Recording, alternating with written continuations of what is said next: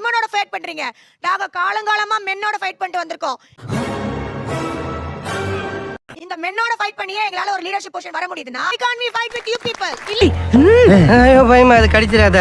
மேனேஜரா நான் ப்ரமோஷன் கிடைச்சப்போ நான் தான் மேனேஜர் நம்ப வைக்கவே ரொம்ப கஷ்டப்பட்டேன் எல்லாத்தையும். என்னடா ரொம்ப பயமுறுத்துறீங்க. சோ அதுல போய் என்ன ஃபிட் பண்றதுக்கு எல்லாரும் நான் தான் மேனேஜர் வடிவில் காமெடி மாதிரி ஆயிடுச்சு என்னோடது.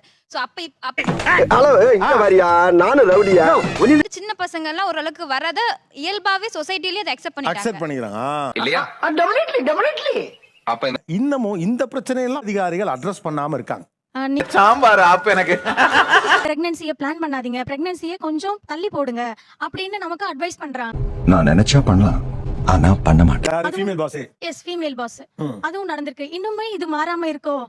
போறனா அடபத்திட்டு நான் நடந்துக்கிட்டு இருக்கேன். யோ men employer prefer பண்றாங்க ஆன் சைட், அதுக்கெல்லாம் men employer prefer பண்றாங்க. why can't women? இப்போ ஒரு கதை இப்படி போகுதா? ஒரு விமன் கல்யாணம் ஆனவங்க ஆன்சைட் ஆப்பர்ச்சுனிட்டி நான் தரேன். நான் ரெடியா இருக்கேன். ஹஸ்பண்ட் என்னத்த மாத்திக்க இல்லனா நீ அவ்வளவுதான். ஹஸ்பண்ட் வேலைய விட்டு உங்க கூட போவாங்களா? அவன் வரணும், நான் போறேன். இல்ல இல்ல கிட்ட இல்ல உங்க குழந்தை இருக்கு. எப்படினே எல்லாம் தொலைநோக்கு பார்வையோட போணும்டா. உங்களுக்கு குழந்தை இருக்குன்னு சொல்றீங்க. ஆமா. ஓகேங்களா? உங்க குழந்தை எடுத்துட்டு நீங்க தூக்கி போவீங்களா? நான் போறேன். எந்த நீ பேசிக்கிட்டே இருந்தா என்ன அர்த்தம்? எது பெருசுன்னு அடிச்சு காட்டு. ஒரு men போனா ஒரு விமன் அவர் வேலைய ரெசிக்னேஷன் பண்ணிட்டு டிராவல் பண்ணுவா. அது மாறணும் தானே மேம்? பயப்பிடிச்சிட்டான். எல்லாம் டெக்னாலஜி.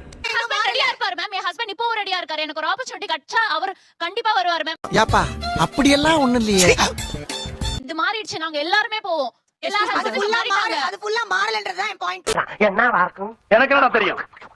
நான் மேரிட் men கேக்கும்போது அவன் ஃபர்ஸ்ட் எடுத்தோனே okay ma'am I am ready. எதை பத்தி யோசிக்கிறது கிடையாது சார். மாமா இப்படி திறந்த புத்தகமா இருக்கீங்க. எல்லாம் ஒரு உள்நோக்கம் தான். ஃபீமேல் கிட்ட வெச்சனா give me some time I need to go discuss and come backன்றாங்க. அந்த ரெஸ்ட்ரிக்ஷன் ஃபுல்லா எப்படி மாறும் முதல்ல? மாறல. இல்ல முதல்ல நீங்க 4 பேருக்கு கொடுத்தா தானே மாறும்.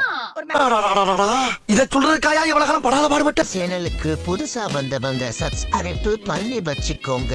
அண்ணாக்கள் வாழுமிடம் காடு இந்த வீடியோக்கு ஒரு லைக் போடு.